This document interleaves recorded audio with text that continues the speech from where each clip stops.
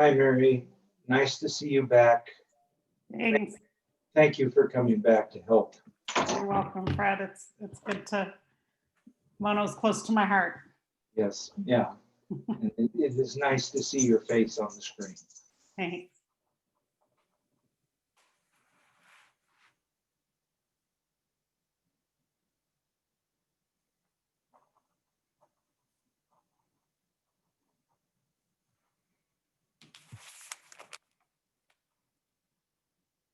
Looks like we're live, Justin.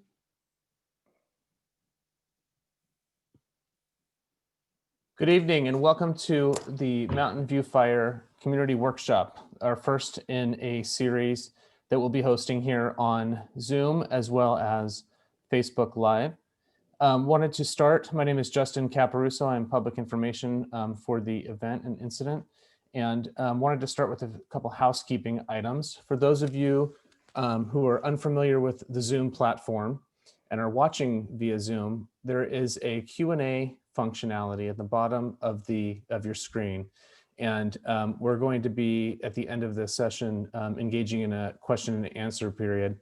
We encourage you to put your questions in there, but we do encourage you to wait until we're through our presentation, as we hope to address as many as the questions up front as we can anticipate. There's also a chat function, and we will, throughout, panelists may put links or other comments into the chat function. And so please check that function as well. We're also broadcasting on the Mountain View Fire Resources and Recovery Facebook page. And you can leave questions there and we'll do our best to moderate and monitor both. With that being said, we plan to host these events every 2 weeks. So the next event will be January 4th of 2021, and that is a Monday, as long as there is community interest and information to share. And I'd like to turn it over now to Supervisor John Peters. Thank you. Thank you, Justin. And I'm glad to see that we have quite a few people in attendance tonight. So as we all know, November 17th was a devastating, disastrous day in Antelope Valley with all the loss of just property and the loss of life and the just the devastation. So since then, the county and the community have been focused on what to do. How do we go from here? How does this devastation how do we recover from this devastation? And you know, we all know about fires in other places, but until it really touched this community, our community, nobody really knew what they would do. And we're still working through what to do on a daily basis. But the community has come together, as they have in for other reasons. And the county has recognized that probably one of the toughest things about this recovery is just communication and how to get the information to the people that are not only the fire victims, but people that want to help, resources that are available. So this is an effort, this format is an effort to provide these resources, to provide the opportunity to communicate, to ask questions. But it's also an opportunity for support, to support one another, to provide support, ongoing support for the community, to talk with other folks who have had similar experiences, and hopefully help heal. So the process is going to begin in this format tonight, but I'm committed to continuing it as long as the community wants to continue it. Right now, we've scheduled it for every other week. And that's not to say that we could meet for special reasons at special times, have a less frequent meeting schedule or a more frequent meeting schedule. And you know, joining us tonight are not necessarily the same faces that you're going to see every time we hold these. We have Louis Molina from Environmental Health. He's in the forefront with the cleanup, with the cleanup part of the recovery. We have Supervisor Stump, who he has not only a lifetime experience being in the firefighting business, but his district in Mono County also suffered a devastating fire several years ago, and he is here to support the community as well. We have Gerald Frank from the ever popular tax collector's office, but he has been on site. He understands a lot of the questions that that need to be answered are financial in nature. And so he's joined us. We have Mary Boer, who's a familiar face to hopefully a lot of you. She's recently retired and could barely get her foot off the brake when I texted her. She texted me actually like immediately, like while the fire was occurring, and offering just support. And so maybe she didn't realize how much we were going to take her up on that offer, but she's part of the EOC for the fire. She's committed to helping our communities, helping keep me organized. And then we also have on, well, you don't see them, but IT is always there. They're always in the background. And so they're helping support this. And we have our CAO, Bob Lawton, who, unbeknownst to him coming and being received into Mono County, he would ultimately become the CAO, be faced with the COVID situation, and now the biggest fire disaster that has occurred in Mono County in modern times. And last but not least, I want to introduce you to Justin Nalder, who works as a solid waste superintendent in our public works department, but has also been part of the EOC for the COVID recovery and ongoing event that he was part of the logistics, and still is part of the logistics team of the EOC, which is, as you all know, it's still active and it's ramping up for, just the response to COVID. So Justin has taken on the role of EOC director for the fire, and he's just went all in, and he is a great resource for you guys. All of these people that I mentioned are available via email, through messaging, through the through the different resources we have, which will be talked about later by Justin Caparuso. So what we want, though, we just want good, hard, honest dialogue. We want to hear where you guys are feeling there are gaps, where we maybe should be focusing our energies tomorrow. What is on your minds? And we may be able to get to everyone's questions tonight, but everyone's questions will get answered. If we don't have the answers or can't get to them tonight, we will get back to you. And this is being recorded, so you'll be able to share this and view it again if you would like to. I know that some people, as recent as today, I had people contacting me.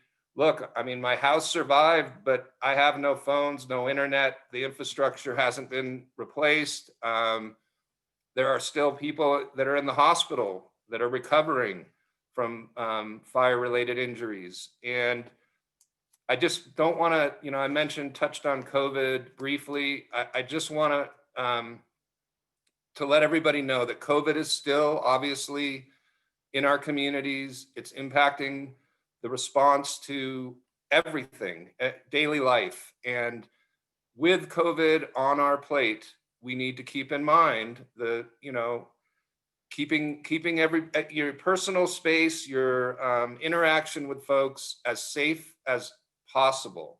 And so a lot of this work that we're doing is remote and has been, although, as you know, the local assistance center was propped up and was available and live for everybody in the community to come and get those resources from the state. And the response initially from social services and the county to provide shelter was also handled by our emergency workers at the county. So we've tried our best to keep COVID, keep the situation as safe from a COVID standpoint, but it's impossible to keep COVID out of everything and out of our daily, definitely not on our, it's on our minds, but we need to do our best still as we move forward with the recovery, and people will be coming into the community that don't live here, that are going to help in the rebuilding and the cleanup. So just try to keep in mind that, you know, we do have our COVID protocols, and we need to stay as safe as possible. So I'm going to stop taking up airtime and turn it over to the incident update from our director of the Mountain View Fire,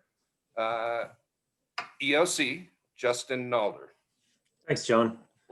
I'm going to hit some high-level points. A lot of this stuff you guys may or may not know already, and then we can take it from there.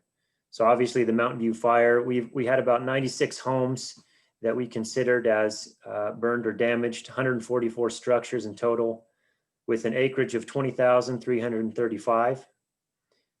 Immediately after the fire occurred, we had a declaration of public health emergency, a ratification from the Board of Supervisors of an emergency, and those went into the state and were followed by both state and federal requests for assistance.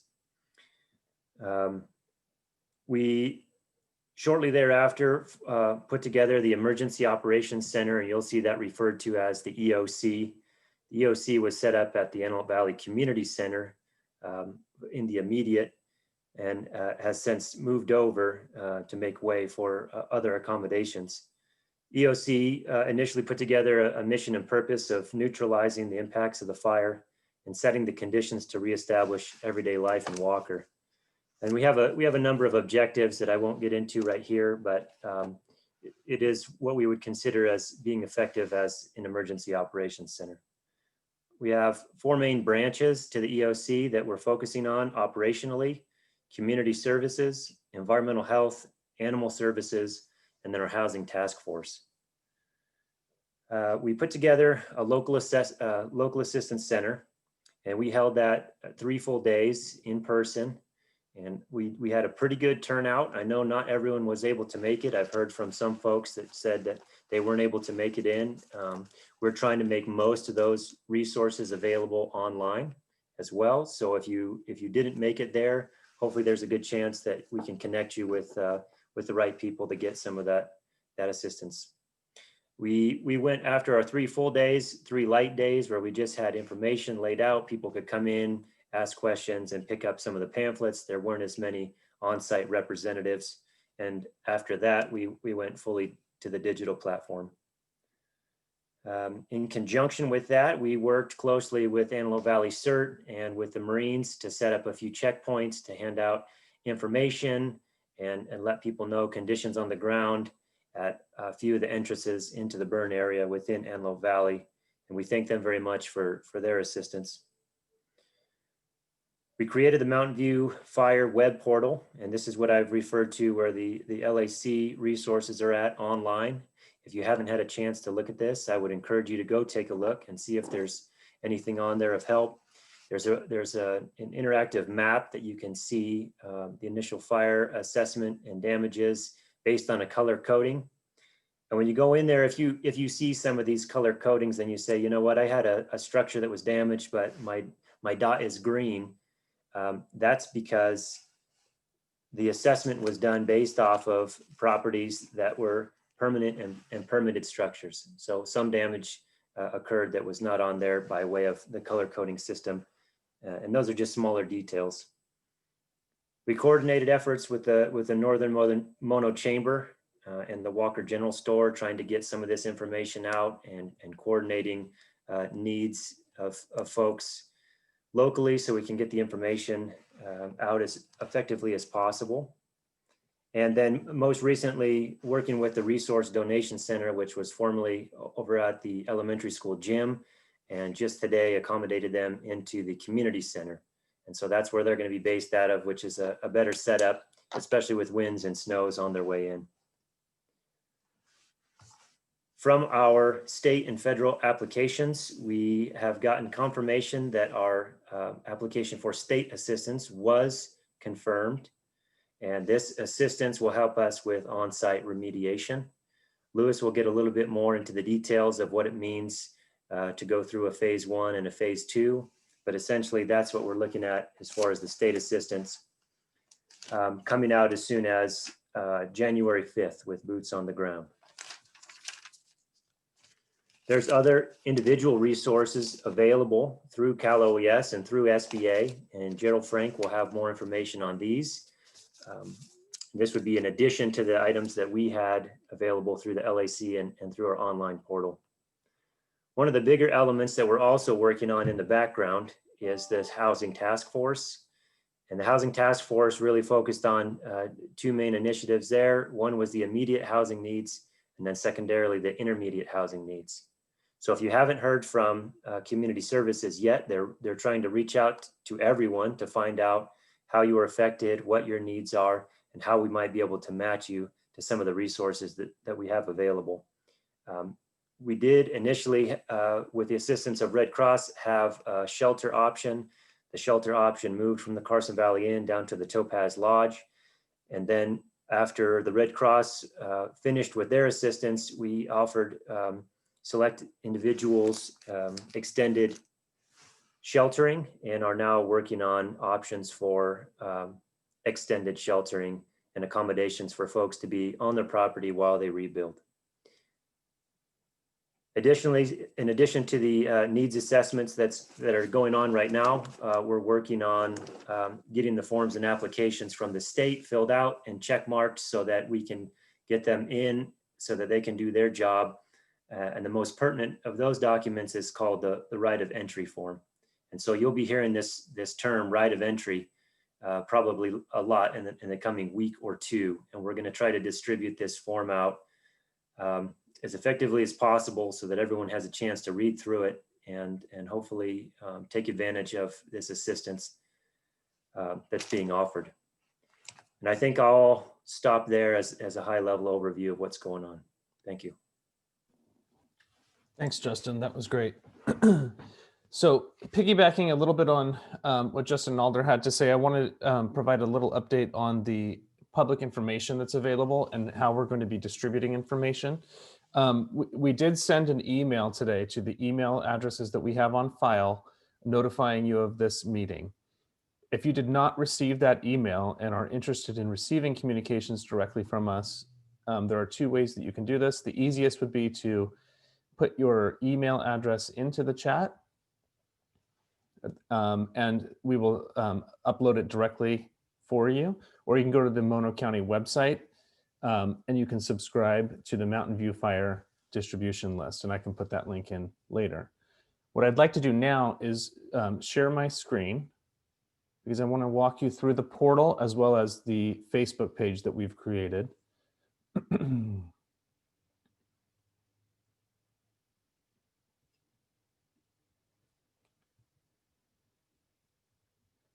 Okay, if someone could give me the thumbs up that they see the portal page and not my other screen. Thank you, sir. So you're looking now at the Mountain View Fire Incident portal, and we have IT on the line. I want to thank them for their amazing work. They stood this up so quickly on top of dealing with the COVID portal and just day-to-day work. This is going to serve as the hub of information and resources in the recovery and rebuilding effort. We are doing our best to get content populated, and it will be changing and being updated. And so we encourage you to bookmark this website and portal so that you can come here for information. You'll notice here that you can see the Facebook page that we have streaming. So we have the Mountain View Fire Resources and Recovery Facebook page that we encourage you to follow. You can get there directly from this page. It makes it easy. You don't need to have a Facebook account. If you do, it's great. If you don't, you can get there directly from this page, and you can scroll. And so you can see the latest information and updates in real time from the portal page as well.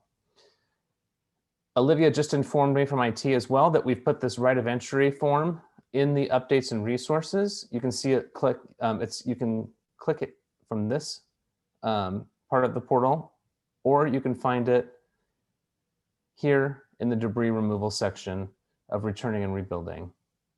You go here and you would click on it and it pulls up the form, the right of entry form that Justin Nalder was just discussing. I'm going to stop sharing now. The last two pieces of information that I'd like to share are the Donation Assistance Center also has a Facebook group that you can join. So it's not a page, it is private and it is a group. It is being run by Jennifer Baker. You can connect to it from our portal, from our Facebook page, and join that group. And that is a volunteer group that, as Justin mentioned, is coordinating donations and connecting people with things that they may need.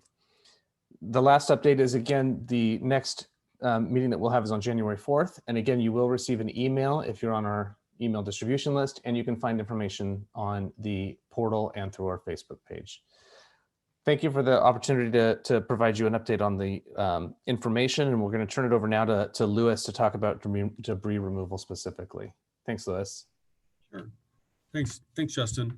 Yes, Louis Molina. I'm with Environmental Health. I'm the director, and I'm responsible for overseeing the debris removal portion of this incident. So, and of this program. So, I know you've heard a lot of different, catchphrases. We got the phase 1, phase 2, and all the debris removal and all these other things.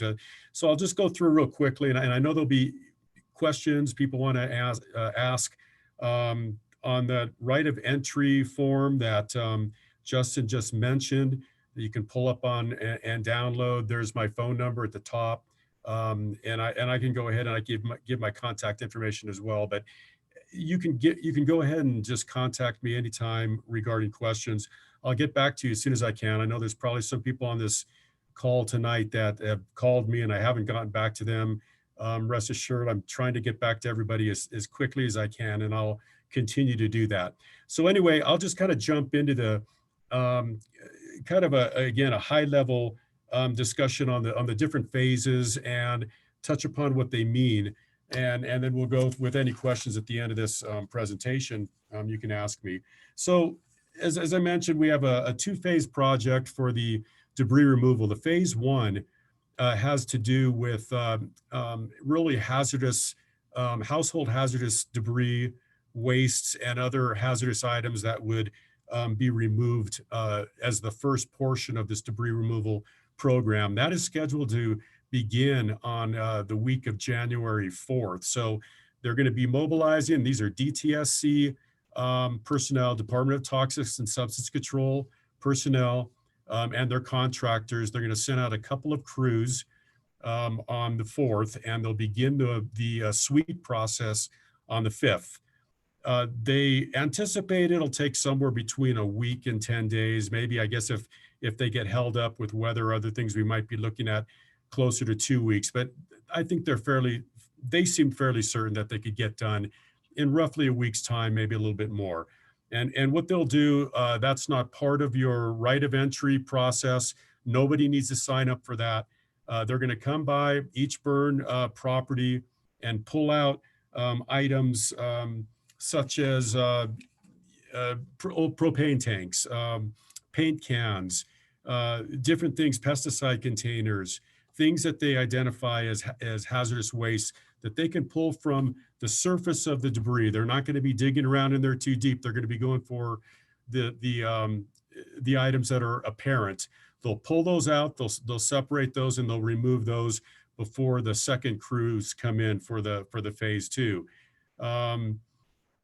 They'll also be trying to identify products that would be asbestos containing material.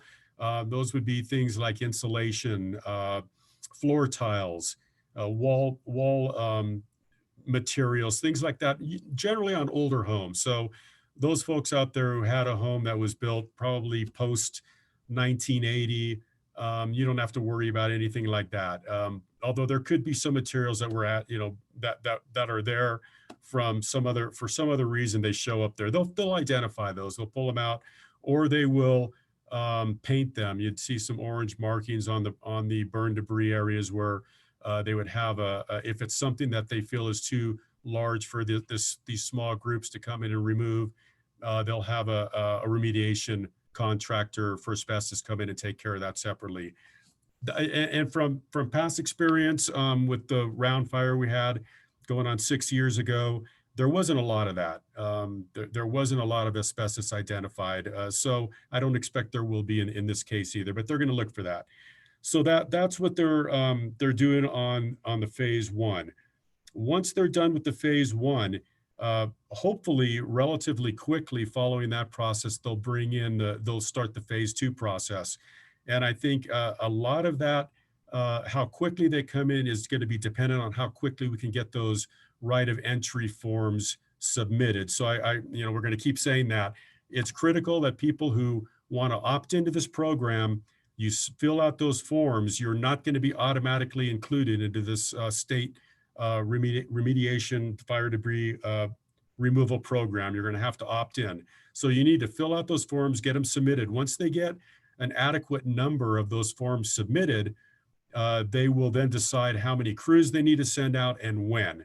So, ideally we would get everybody signed up and would get everybody signed up within a couple of weeks and would then have the optimal number of crews come out immediately following the phase one. So that's what I'll say about that. So the phase two, basically, what that it's going to entail is they do a number of things out there, and I'll just kind of follow through the whole debris removal program. So they do an initial, following the phase one, they'll do initial site reconnaissance, and basically they generally would install an address so that the crews know where they are. So they put up a sign. It'll be on some kind of a fence post or something. They'll make these signs, have them put up there so that there's a clearly identified property.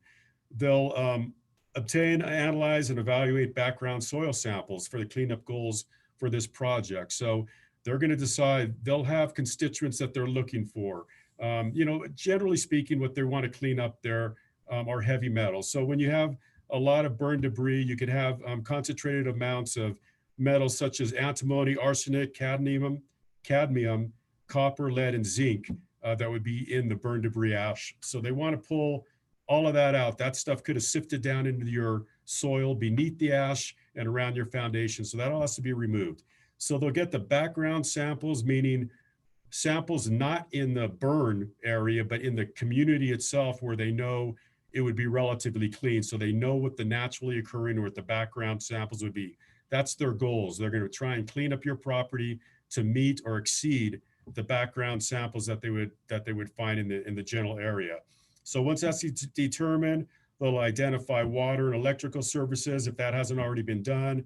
They'll identify equipment and staging area, which they've already done with Justin Nalder. A lot of this stuff will be staged temporarily, equipment as well as the debris, some of the debris over at the Walker landfill. They'll also be identifying disposal and recycling options. So that they're going to be working with Justin on that. So again, the individual site assessments, they check for underground utilities. They're going to mark property lines. They're going to identify, and environmental health will also be helping to identify septic tank and leach field locations. On the right of entry forms, the property owners, you folks that know where your tank and leach fields are, it'd be real helpful. There's a portion on there where you can draw a map and just kind of show where those are. So that'll help all of us be able to stay away from those utilities and make sure they're not damaged, and we can check them after the cleanup is done. Same thing for wells. They're going to measure and record foundations and other landscape or hardscape footprints. They'll measure and record the ash footprints. They'll identify property specific hazards.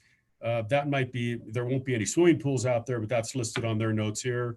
Large vehicles, hazard trees, things of that nature. So they identify specific hazards on the property. Generally speaking, on these burn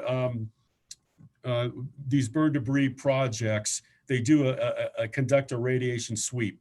Whether or not they're going to do that, I'm not sure, but it's just really, they do a general sweep of the area just to identify any radiation. There shouldn't be any, but that's part of their process. And then they identify, sample, analyze, and remove asbestos-containing materials that they may have identified in the phase one. So again, then the debris removal portion, it's really just getting all those bulk materials out of there. So they'll have end dump trucks out there. You're going to see a massive amount of dump trucks and basically lined up on the road when they're cleaning up these properties. And they'll have excavators on site. They'll have water tenders and spraying the material down. And they spray it down, but really they should be spraying it down the day before they start removing, so that the ash is wetted down. They just put this stuff up in trucks with that's already plastic lined. And when they fill up that truck, they fold the plastic over the top and they'll pull the tarp over that. And that goes to the identified disposal location. Along with that ash and debris, after that's removed, they will be removing foundations. So I know there's been some discussion about whether or not foundations could stay, if they could be identified as being reusable. I got word back from CalOES that as these government-sponsored projects, they're removed. So there's no alternative for you to keep them, other than if you opt out of this. And actually, it's not opt out. It's if you don't sign up, if you don't opt in, you would be doing this project on your own at your own cost, or with your insurance. So you might be able to, at that point, get a structural engineer to come out. They can determine whether or not your foundation is reusable. Could be some cost savings there, but from past experience and from their past experience and what they've been saying, most of the time these foundations are damaged. The heat that's generated from these burns is intense, as you've seen, and the foundations don't hold up well. They're damaged. So that is part of it. If you sign up for this project with the CalRecycle Project, those foundations will be removed. Concrete driveways and things of that nature, not necessarily. They will be concentrating on the footprint of the burn debris. So they may leave your concrete driveway. I think in the right of entry, you can make these kinds of requests. You can say, my driveway looks great, leave it alone. I've got an RV pad over here, leave it alone. So you'll have those options to say what you want not to be disturbed. And those specific requests can be, basically they can be reviewed by the contractor, and those decisions can be made with you, the property owner, whether or not that can be done. So again, they'll remove that material, the burn debris. They'll remove the hazard trees. I received some questions from some folks who are saying, can they remove all the burn debris, all the burn trees on my property? The answer is probably no. If they don't identify those trees as being hazards, meaning they're going to fall either on the crew or in a right of way of the roadway, or if they're not in the way of the debris removal, they'll stay. So that's going to probably be some tree removal that's going to be done at the property owner's expense following this whole project. So we'll see how that goes. I think there's probably some leeway there. I would suggest when this project's going on, you can point out some trees, ask the contractor, or ask me to ask the contractor, hey, can you take this tree? Sometimes they can do that. So, but they're not going to take every burned tree on a couple of acres. So just keep that in mind. Let's see. So those trees would go to the disposal site. They will also be pulling out as part of the debris removal before they get to the part of the foundations. They'll pull the metals out of there. Things they can recycle. They will recycle. They'll clean these off. The clean metal, white goods, meaning your washing machines, things of that nature. Those things can be pulled out and those can be recycled. They can be sent to a metal recycler. So that will be done. Following all of the debris removal, the concrete being removed, they will then remove a certain amount of soil beneath that debris and beneath the foundation materials. They say generally 4 to 6 inches, 2 to 6 inches, somewhere in there of soil will be removed for anything that may have leached down, any contaminants. Then following that, they'll run some confirmation soil samples in the footprint of your previous home location. If those meet the background samples, their goals, you're done from the cleanup standard. If they don't, they'll come back and remove some more soil and a few inches at a time until they do get those confirmation samples to meet the cleanup standards. So with that said, just plan on there being a depression where your foundation was or where your home stood. May not be big. In some cases, it may be a little bit deeper, and we're talking maybe a couple of feet at the most that you can bring in some fill material, or when you rebuild your foundation, it may not be even be an issue or much of an issue. So, but just keep that in mind. After that is done, that's cleaned up, then they're going to be going to the basically erosion control, which means they're going to go in there and they'll put straw bale, wattles, things of that nature to stop any runoff from the property that would get into the streams. Some of that will already be in place during the cleanup processes. And they, in some of the projects, they do bring in, they do some hydro seeding or other types of covering up the exposed soils just so they don't erode away. So they'll determine, the contractors and the project manager will determine what are the appropriate mechanism, the appropriate materials to use for that erosion control. And once that's done, the property would then be certified as being cleaned and meeting all the standards, and it will then be ready to be submitting plans for for rebuilding your homes. So I think I've touched upon everything that I wanted to mention, but again, when we get to the end of this program, we'll be happy to answer any other questions. Thank you, Louis. Hey, one quick question.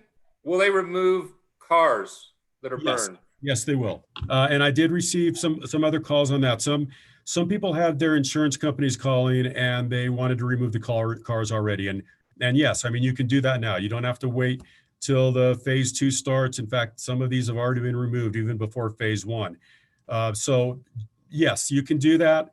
Obviously, if you're removing cars, try and stay away from the burn debris. One of the things I've been telling people is try not to disturb that as much as you can. We don't want any of that to be removed prior to the project starting. But if your insurance company wants those to be loaded up, and that's part of your policy, do it now. Otherwise, it will be removed as part of the phase 2 project. That will be, those vehicles will be recycled. And then, Great. Louis, I have one more question from Facebook regarding the form, since we were on that topic. And I don't know where we landed on this. So this individual is wondering if they can email in their form or if a wet signature is required. And I don't have the answer to that. I think, and maybe Justin does, I think in conversations, it's our form. I believe we could go either way. I think that's an in-house decision. I don't believe the state has any, they don't have a preference one way or the other. So it'll be up to what we decide. And I believe wet signatures in discussion were going to be accepted. Justin, was that your understanding? Yeah, we were going to offer a digital signature option. And I think there's a couple of different platforms. I might be leaning on Olivia as far as which one we'd be most likely to go with, but we'll make that available. And I believe, also speaking with Olivia or emailing her before this meeting, we're going to try and set up an email address that is specific to the right of entry, because there's so much information coming and going in our other email or mailboxes.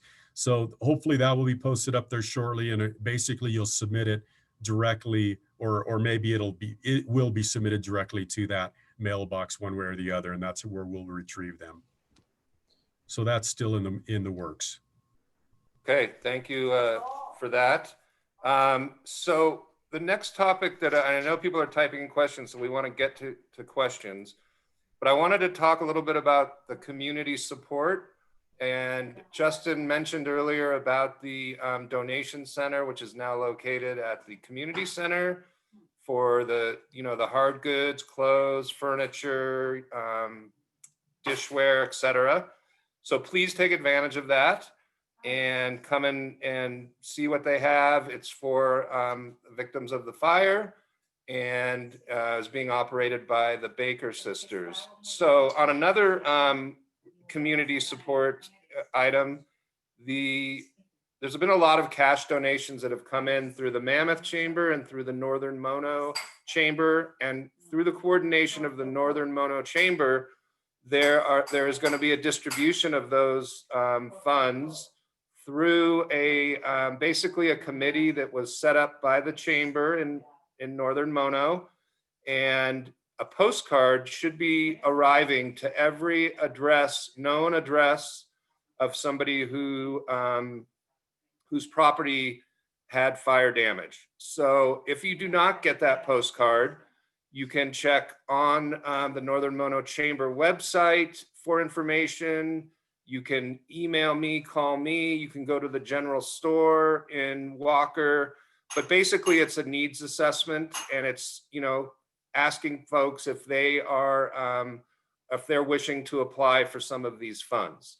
So the amounts of monies and how it's going to get distributed exactly is still in the formative stages, but rest assured that the immediate needs are of the utmost priority right now. So helping to identify those through communication with that postcard will really help.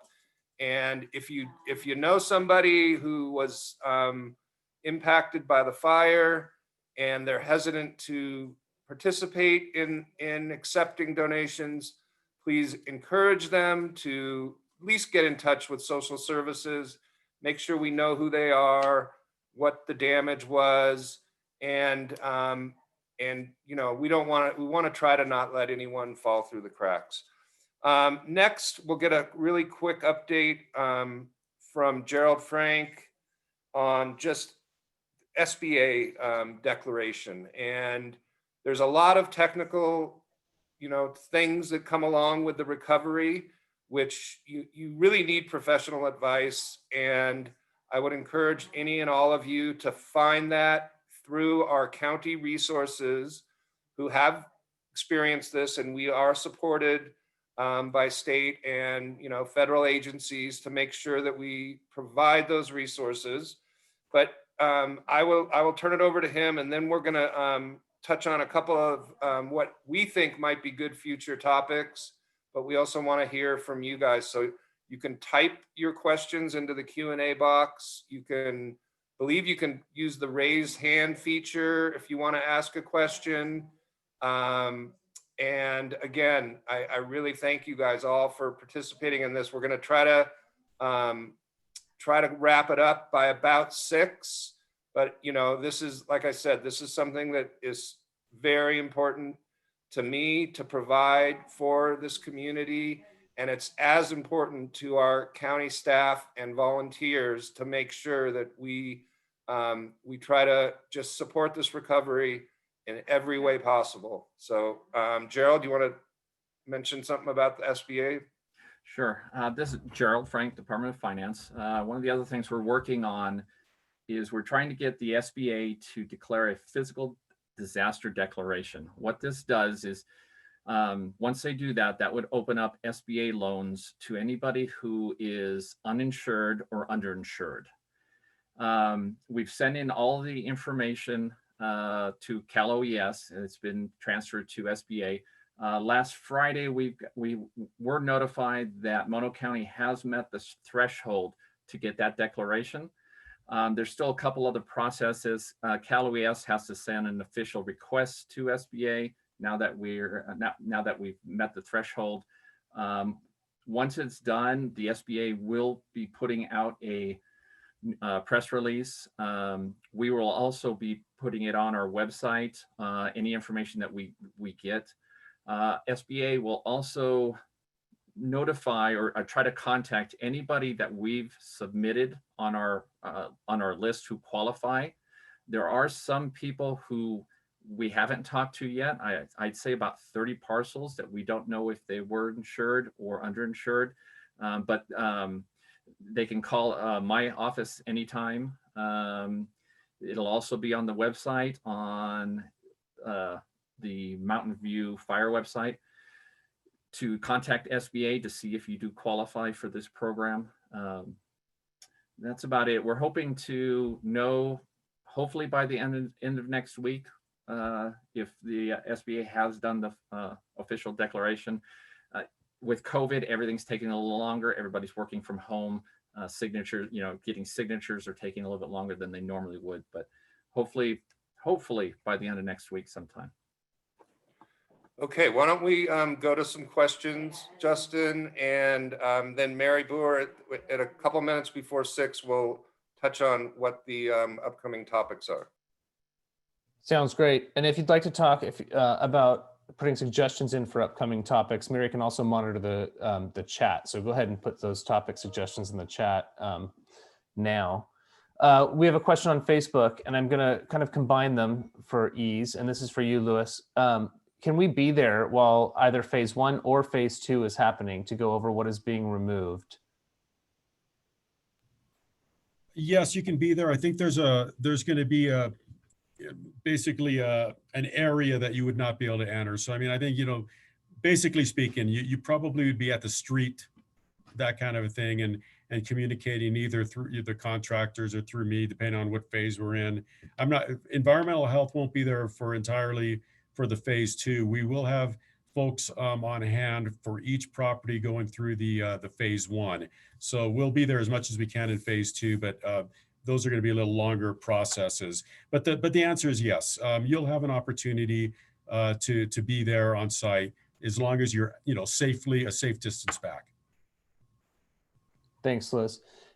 Lori asks about sort of being prioritized on the list, and I think you've already referenced that. It's really get that form back in, and the quicker we get those forms, the quicker we can begin this process.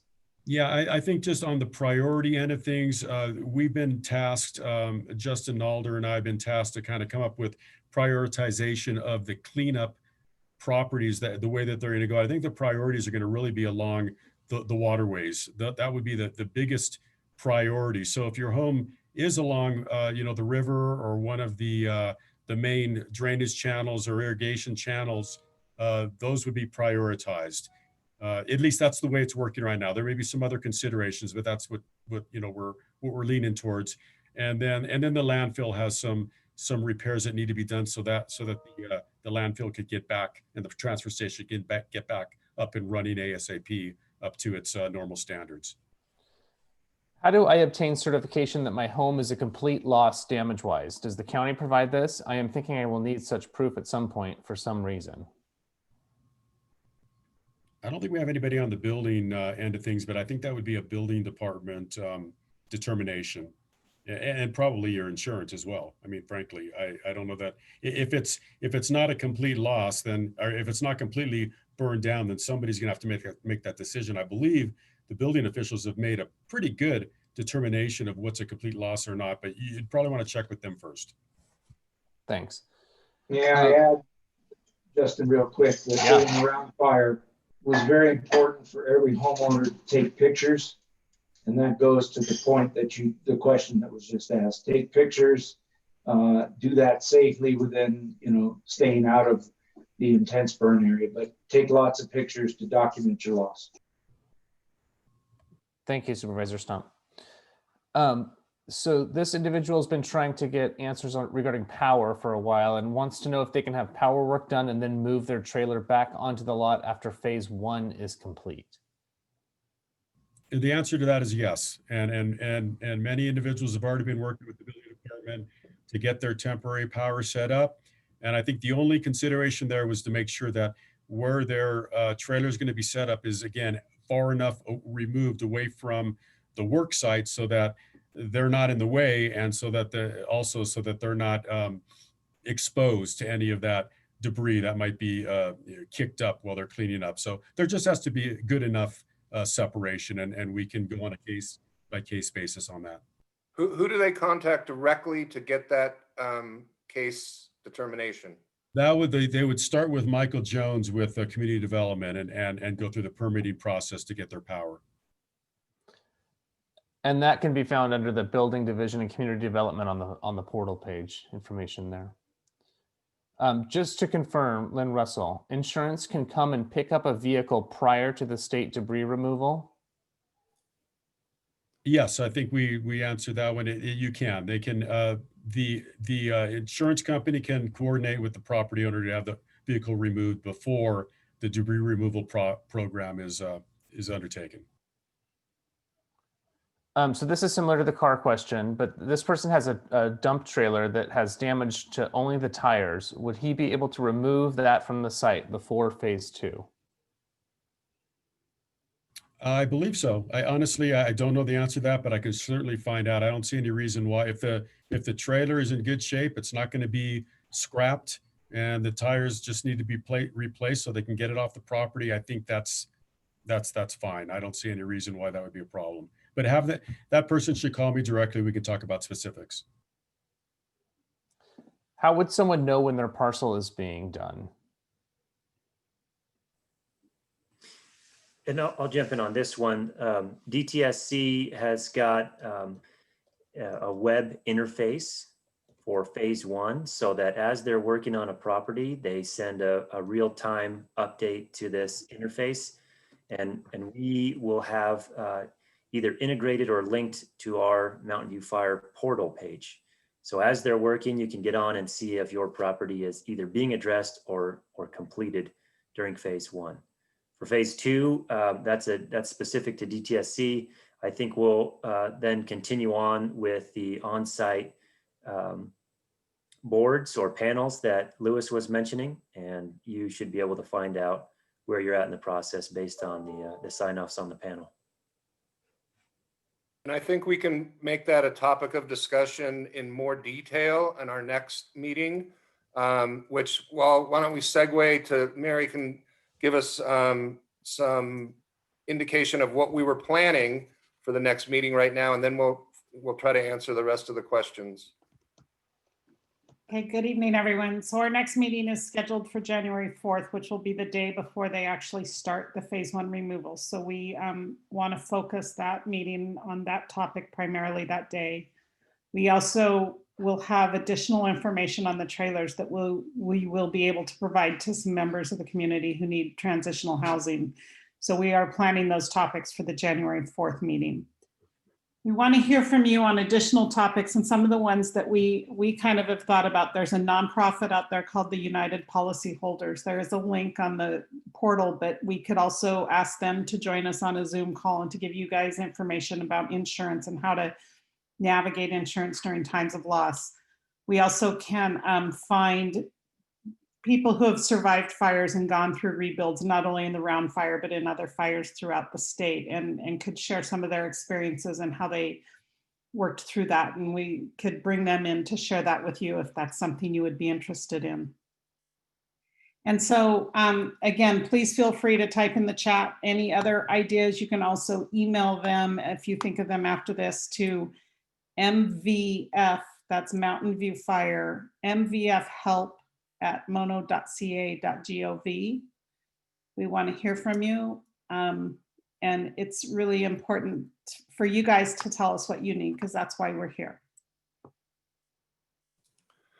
Thank you, Mary. And I'll just reemphasize, and what I said at the very beginning is this is about supporting the community and you guys supporting each other, but how to navigate through that and how to make it as palatable as possible. It's going to be a long road. It's going to be a tough road for many, many of us. And you guys just need to know that the more you communicate with us and make us aware of the frustrations, the situations that are unique to you, the better equipped we'll be to hopefully help you with these situations. And I know that that all of us want to see the entire Antelope Valley recover as a whole, and that it stays a desirable place to live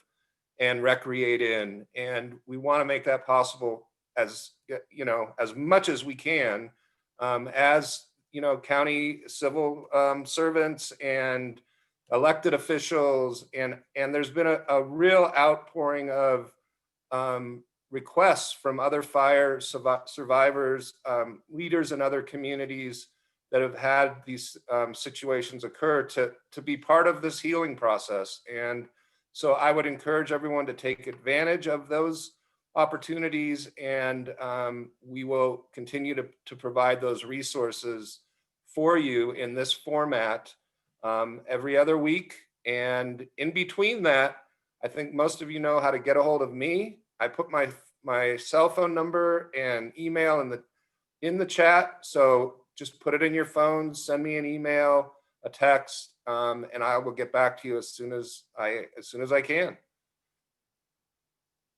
Does anybody else have any closing comments? Supervisor Stump, did you want to say anything? The only thing I have to offer besides a sense of compassion for all of you that suffered loss is patience. It will take years for the community to come back. I'm sure Mary has seen that due to her assignments in the west side of the mountains.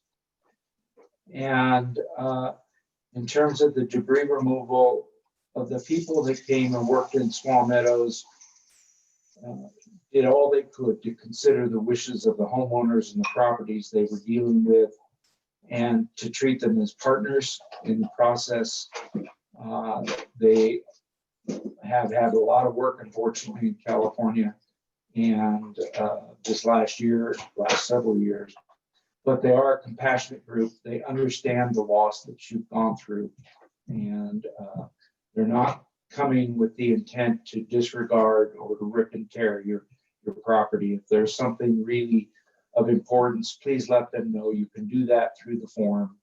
And the only thing that I didn't hear covered tonight that occurred in the round fires, I'm assuming that there is a component for those that register for this program that they will transfer any funds that their insurance would pay for cleanup to the county, which will hold those funds and then transfer them back to the state as partial reimbursement.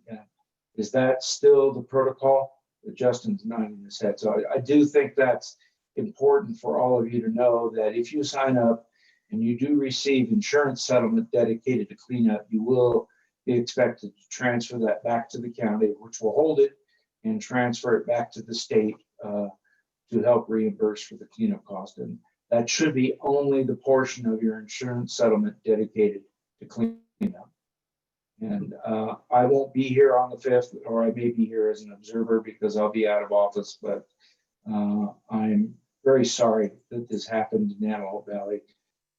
Nice community, and horrible to see this kind of an incident. Thank you, Supervisor Stump. I know there's a few more questions that we're not going to be able to get all the way through, but I will just let everybody know that, you know, this is not, the county's going to do everything we can to help and stay in our lanes and our professional capacities, but getting the advice of whether it's legal advice, insurance advice from outside of the county too is encouraged, so that you guys have the best shot at of being made whole in the end. And if your question wasn't answered, we will send you either a link to get your question answered, or somebody will actually respond directly to those questions. But we do have a 6 o'clock hard end time. So again, if you guys can type in or email to me or to Justin Nalder or just to the MV Mountain View Fire help at mono.ca.gov, that will help us to better serve your needs as we move forward. So thank you everybody for attending tonight, and stay safe and have a happy holiday and Merry Christmas to all of you, and we'll be in touch.